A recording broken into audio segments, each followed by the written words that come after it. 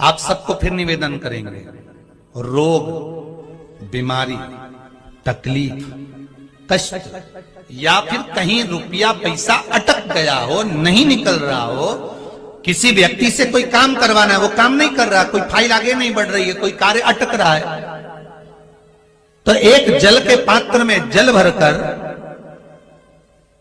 5 बेलपत्री शिव जी को समर्पित कर कुंदकेश्वर महादेव का नाम लेकर एक सफेद पुष्प बेलपत्री के ऊपर जो शिव जी को चढ़ाई है उस पर समर्पित कर जल जो लेकर गए हो, अपनी उस कामना को कर कि मेरा ये कार्य अटक रहा है, ये कार्य नहीं हो रहा, कुंदकेश्वर महादेव का नाम लेकर धीरे धीरे जल की धार चढ़ाइए। और अच्छे काम में 1 मिनट की देरी मत करो, अच्छे कार्य में बिल्कुल देरी ना करिए। अच्छा कार्य करने का मौका मिला है तुरंत जाइए, भगवत भजन करिए, स्मरण करिए। किसी का भोजन कराने का मौका मिल जाए, किसी को पानी पिलाने का मौका मिल जाए। शिव महापुराण की कथा तो कितनी बड़ी बात कहती है कि किसी को अगर गिलास भी पानी का दिया जाए तो ये वाला हाथ को भी छोड़ा ना जाए, इसको भी टच कर लो। हो सकता है कि हमारा जब शरीर, हो सकता है कि ये जो आधा शरीर है, आधा भाग है मनुष्य का शरीर, जो आधा भाग किसी काम को नहीं कर पाता, तो मरने से पहले आधा तन काम करना बंद कर देता है, लोग उसको पैरालिसिस कह देते हैं।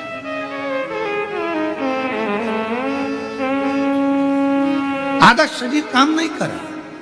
जब भगवत भजन का समय आया, सत्कर्म का समय आया, हम भोजन करा रहे थे, एक हाथ से दे दिया, दूसरा हाथ टच ही नहीं कर पाया, एक हाथ से पानी का गिलास उठा कर दे दिया, पानी भी नहीं पिला पाया, ये आधा अंग किसी काम का नहीं आया। लोगों ने कहा ये लेफ्ट भाग है ना, ये किसी काम का नहीं होता, ये बेकार भाग है। तो कहा इसको अच्छा बनाने के लिए क्या करना पड़ेगा? तो कोई प्यासे को जब पानी पिला रहे हैं तो दोनों हाथों से उस जल के पात्र को दीजिए। यहां तक हमारे पूर्वजों में, उसके बाद फिर भले एक हाथ में दिया ले लो, एक हाथ में घंटी ले लो, चल जाएगा, पर ये दोनों हाथों का सदुपयोग होना चाहिए,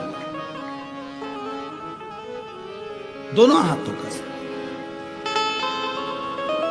और कोई पिछले जन्म के अच्छे कर्म मुझे बाबा तेरा साथ मिला, कोई पिछले जन्म के अच्छे कर्म मुझे बाबा तेरा साथ मिला।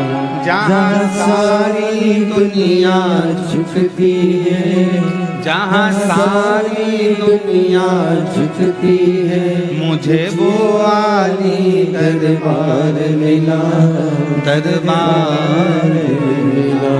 कोई पिछले जन्म के अच्छे कर्म मुझे बाबा तेरा साथ मिला। पूर्व का कोई कर्म तो अच्छा कर्म, यहां तक हमारे शास्त्र कहते हैं, कितना सुंदर कहा, एक चावल के दाने को भी अगर शिव जी पर चढ़ाया जाता है तो डब्बे में से, कई माताओं की आदत रहती है डब्बा खुला हुआ है, डब्बा रखा हुआ है, उसमें से एक चावल का दाना उठाया, शिव जी को चढ़ा दिया। शिव महापुराण की कथा कहती है, डब्बी में से अगर शिव जी को चावल का दाना चढ़ा रहे हो, पहले डब्बी में से उठाकर अपनी हथेली पर रखो, फिर उस चावल के दाने को भगवान को समर्पित करते चलो, समर्पित करते चलो, फिर करो।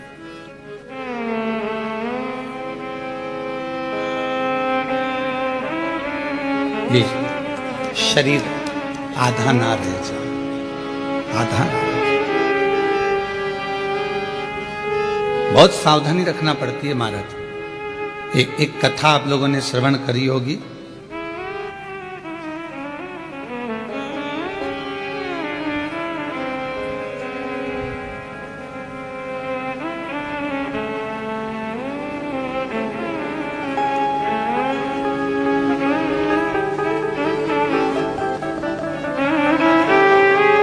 अंत्री ऋषि और अनसुईया माता की।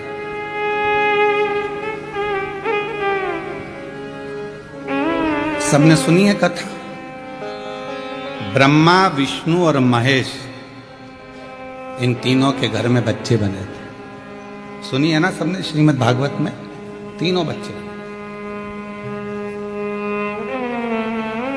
ब्रह्मा जी के अंश से स्वयं चंद्रदेव, भगवान विष्णु जी के अंश से स्वयं दत्तात्रेय और भगवान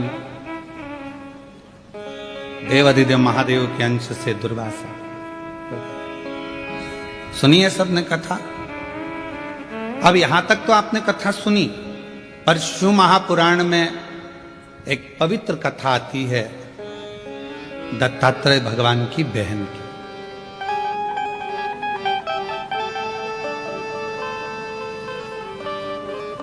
चंद्रदेव की बहन की, दुर्वासा जी की बहन की एक पवित्र कथा आती है। और ये कथा यदि आपको पढ़ना है, ये कथा गुरु जी कहां से बोल रहे हो, तो ऋग्वेद में से बोल रहे हैं इसको। ये ऋग्वेद की कथा है। और इस कथा का अगर आप स्मरण करेंगे ऋग्वेद में, अगर इसको पढ़ेंगे तो ये कथा आपको मिलेगी। और बड़ी सुंदर कथा है, बड़ी सुंदर।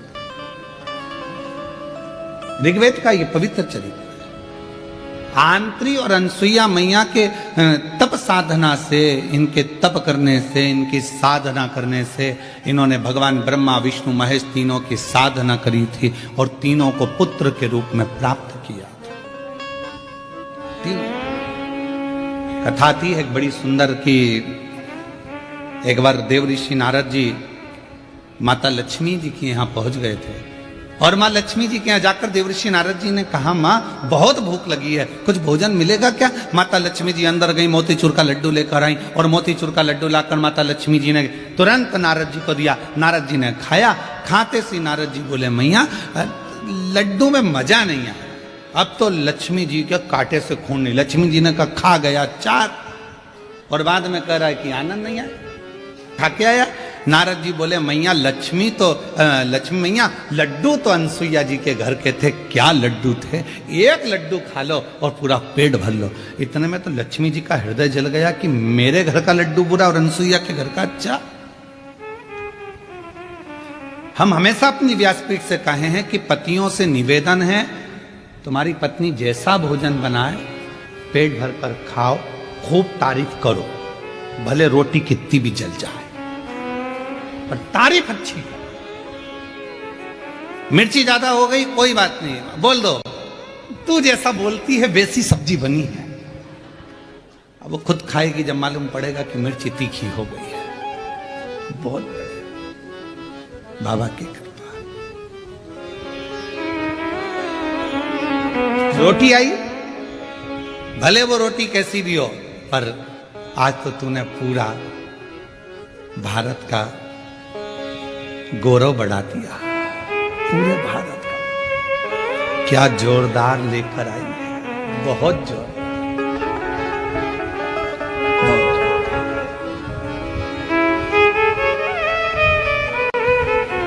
कभी भी मत कहना कि ये अच्छी चीज नहीं बनी है, बहुत जोरदार, बहुत जोरदार।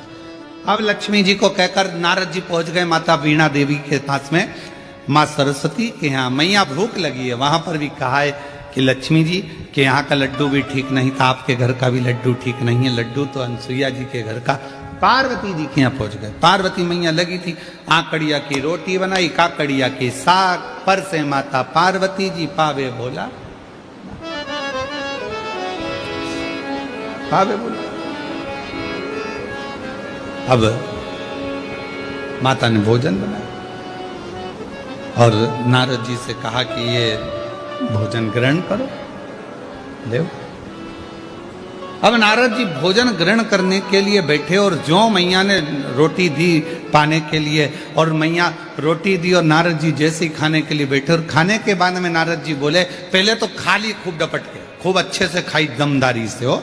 उसके बाद बोले, मैया क्या भोजन था अनसुईया जी के घर का, इतना शानदार भोजन, पूछो मत,